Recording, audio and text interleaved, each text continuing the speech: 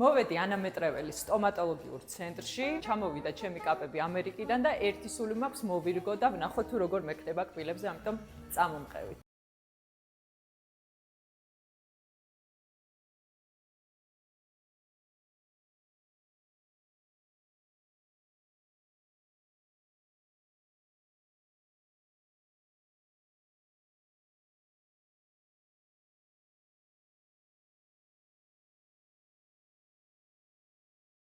მოკლედ, ახლა დავიწყოთ ჩვენი პროცედურა. პირველი, რასაც ვაკეთებთ, ეს არის, რომ უნდა გავაკეთოთ პატარა ათაჩმენტები, რაზეც ვილაპარაკეთ, მიმაგრებები ბჟენის.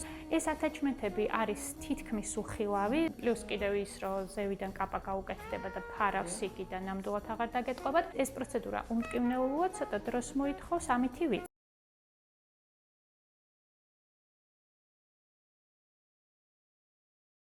უკვე ათაჩმენტები გავაკეთეთ, ეხლა მოვარგოთ პირველი კაპა ჩვენი, სადაც უკვე გითხარით 8 წელია ზედ ნომერი ერთიანი, ამიტომ ადვილი მისახვედრია რომელი უნდა გავიკეთოთ. ფორმის მიხედვით ნინი რო დააკვირდეთ, თქვენც მიხვდებით, რომ ზედა რომელია, ქვედა კი.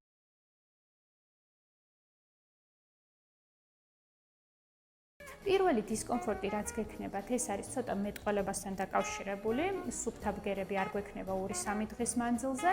ოდნავ ნერწყვდენა გვექნება მეტი.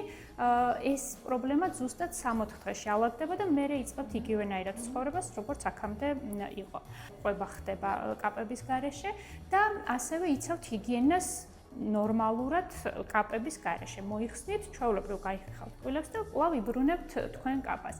თქვენი კაპა შეგიძლიათ გაავლოთ წყალში, ან სუბუქად ესეც გადარეცხოთ თქვენივე ჯაგრისით. კარგით?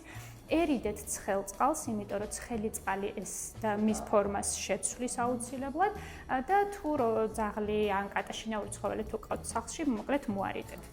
მაგრამ თვითონ Invisalign-ს აქვს ძალიან ლამაზი ჩასადები, სპეციალური. კვების დროს, როდესაც მოიხსნით, აუცილებლად მოათავსებთ. კაპებს ვატარებთ მინიმუმ 20 საათი დღე-ღამეში, დანარჩენი 4 საათი იგულისხმება კვება, ჰიგიენა და გადაუდებელი სიტუაციები.